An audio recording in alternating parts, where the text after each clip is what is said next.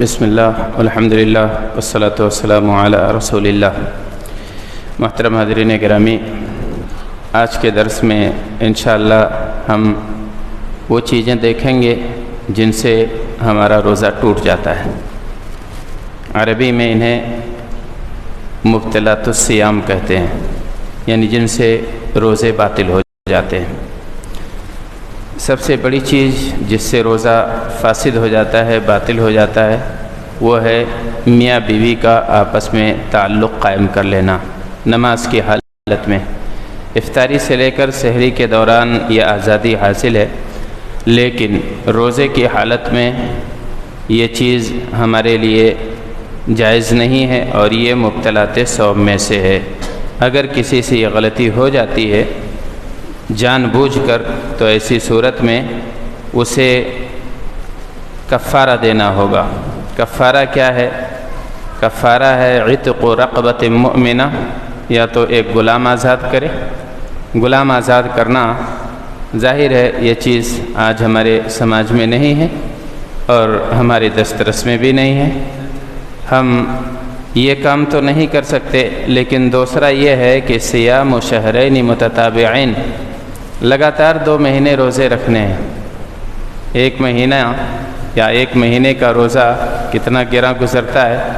اگر آپ سے ایک روزہ باطل ہو جاتا ہے آپ کے اس عمل کی وجہ سے یا آپ کی اس حرکت کی وجہ سے، تو ایسی صورت میں آپ کو لگاتار 2 مہینے روزہ رکھنا ہے۔ لگاتار 2 مہینے کا مطلب یہ ہوا کہ آپ کسی بھی دن 60 دن کے اندر کوئی بھی دن ناگا نہیں کر سکتے ہیں بغیر کسی شرعی عذر کے۔ شرعی عذر یہ ہے کہ بیچ میں عید آ جائے یا وہ ایام آ جائیں جن میں اللہ کے رسول صلی اللہ علیہ وسلم نے روزہ رکھنے سے منع کیا ہے، تب یہ شرعی عذر ہے۔ ورنہ آپ کو لگاتار 2 مہینے تک یعنی 60 دن تک روزہ رکھنا ہے بطور کفارہ۔ یا اگر اس کی استطاعت کسی کو نہیں ہے تب ایسی صورت میں 60 مسکینوں کو کھانا کھلانا ہے۔ آپ چاہیں تو ایک ساتھ 60 مسکینوں کو کھلا سکتے ہیں، اور چاہیں تو ایک دن کر کے آپ 60 دن تک مسکین کو کھانا کھلاتے رہیں، تب اس کا کفارہ ہوگا۔ اب ظاہر ہے جو 2 چیزیں ہیں ہمارے درمیان، یعنی 2 مہینے کا یا تو لگاتار آپ روزہ رکھیے یا تو 60 مسکینوں کو کھانا کھلائیے، تو ظاہر ہے یہ تیسرا آپشن یہ آسان ہے، خاص طور سے پیسے والوں کے لیے، مالداروں کے لیے۔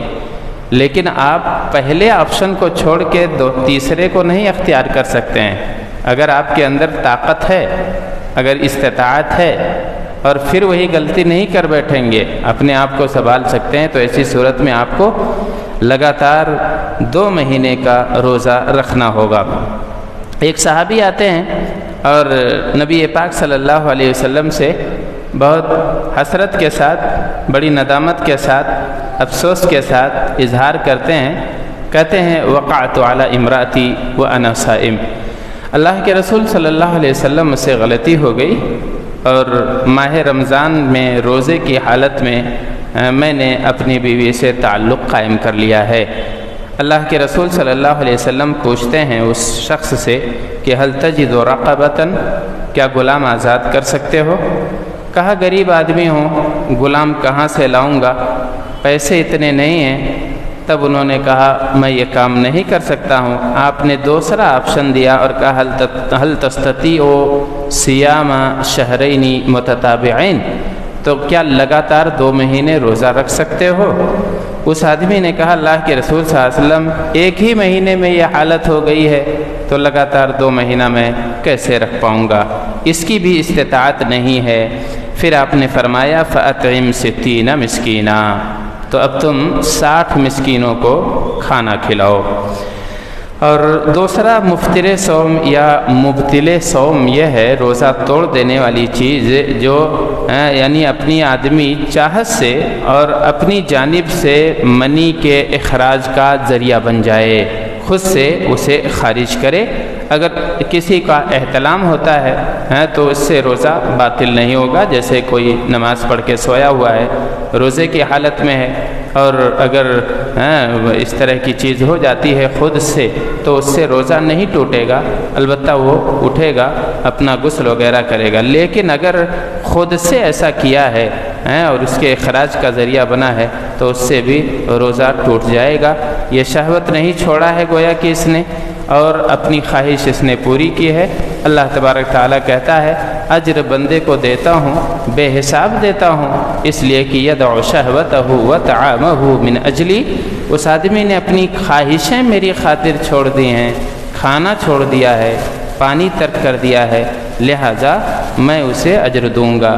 اگر کسی نے اپنی خواہش نہیں چھوڑی، اگر کسی نے اپنی شہوت نہیں چھوڑی تو پھر ایسی صورت میں اللہ تبارک تعالیٰ کے ہاں اس روزے کی قدر نہیں ہے۔ اب اگلی چیز ہے، تیسری چیز، کھانا اور پینا۔ یہ بڑے بڑے اسباب ہیں جن سے روزہ ٹوٹ جاتا ہے۔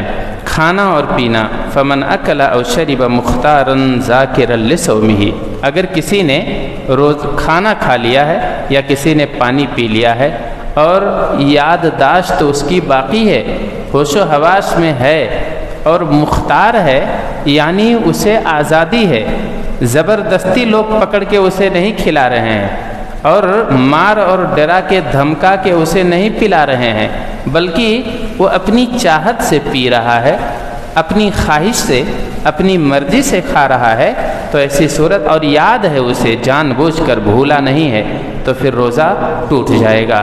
لیکن اگر کسی نے بھول چوک کے ساتھ کھانا کھایا ہے، کوئی روزے سے ہے اور اسے یاد نہیں ہے کہ میں روزے سے ہوں، اچانک باٹل اٹھاتا ہے، پانی پی لیتا ہے، یا فریج کھولتا ہے، کوئی کھانے والی چیز ہے اٹھا کے کھا لیتا ہے اور اسے یاد نہیں ہے، تو روزہ اس کا نہیں ٹوٹے گا۔ اللہ کے رسول صلی اللہ علیہ وسلم کہتے ہیں من اکل ناسیا وهو صائم فلیتم صومہ فانما اطعمہ اللہ وسقاہ، کہ اگر کسی نے کھانا کھا لیا ہے، یہ روایت صحیح بخاری کی ہے، کہ اگر کسی نے بھول چوک کے کھانا کھا لیا ہے یا بھول کے پانی پی لیا ہے تو اپنا روزہ توڑے نہیں، بلکہ اپنا روزہ مکمل کرے اس دن کا، بھلے کھا لیا ہے، بھلے پی لیا ہے، لیکن غلطی سے ہوا ہے، بھول کے ایسا کیا ہے، اللہ تبارک تعالیٰ اس بھول چوک کو معاف فرمائے گا۔ اللہ نے اسے کھلایا ہے، اللہ نے اسے پلایا ہے، نعمت سمجھ کے کھا جائے اور اس کا روزہ متاثر نہیں ہوگا۔ اور ایک دوسری روایت ہے نبی پاک صلی اللہ علیہ وسلم سے، ابو ذر رضی اللہ عنہ روایت کرتے ہیں، کہتے ہیں قال رسول اللہ صلی اللہ علیہ وسلم ان اللہ قد تجاوز عن امتی الخطأ والنسیان وما استکرہوا علیہ، اللہ تبارک تعالیٰ نے معاف فرما دیا ہے۔ کیا معاف فرمایا ہے؟ میری امت سے بھول چوک پر ہونے والی غلطی کو اور بھول کے نسیان کو اللہ نے معاف فرما دیا، وہ مستکرہ علیہ، اور جس پر زبردستی کیا گیا ہو، یعنی زور زبردستی ڈال کے کسی کا روزہ توڑوایا گیا ہو، تو ایسی صورت میں روزہ نہیں ٹوٹے گا۔ کسی کو مار پیٹ کے اور ڈرا دھمکا کے اگر طلاق دلایا جائے تو طلاق واقع نہیں ہوتی ہے، ایسے ہی روزہ زور زبردستی سے نہیں ٹوٹتا ہے، لیکن اگر اپنی مرضی سے توڑا ہے، اپنی مرضی سے کھایا پیا ہے یا اور کوئی مبتل صوم کام کیا ہے تو اس کا روزہ ٹوٹ جائے گا۔ اللہ تبارک تعالیٰ فرماتا ہے من کفر باللہ من بعد ایمانہ الا من اکرہ وقلبہ مطمئن بالایمان، اگر کسی نے ایمان لانے کے بعد کوئی کفریہ بات کہی ہے، اپنی زبان سے کوئی کفریہ بات نکالی ہے، تو وہ ایمان سے خارج ہو جائے گا۔ الا من اکرہ وقلبہ مطمئن بالایمان، سوائے اس کے جس کو مجبور کر دیا گیا ہو اور دل اس کا مطمئن ہو ایمان پر، تو وہ ایمان دائرے ایمان سے خارج نہیں ہوگا، گرچہ زبان سے اس نے کفریہ بات کہی ہو، گرچہ کوئی کفریہ نعرہ زبان سے لگایا ہو، لیکن اس نے اپنی مرضی سے نہ کیا ہو، بلکہ اس پر زبردستی کیا گیا ہو، اسے ڈرایا اور دھمکایا گیا ہو، تب جب کفریہ بات کہنے سے آدمی کفر میں داخل نہیں ہوگا، اگر زبردستی کی گئی ہے تو ایسے ہی اس کا روزہ بھی نہیں ٹوٹے گا اگر اس پر زور اور زبردستی کیا گیا ہو۔ اللہ تعالیٰ سے دعا ہے کہ اللہ تعالیٰ ہمیں مبتلات صوم سے محفوظ رکھے اور اس ماہ مبارک سے بھرپور فائدہ اٹھانے کی توفیق بخشے، آمین۔ السلام علیکم ورحمۃ اللہ۔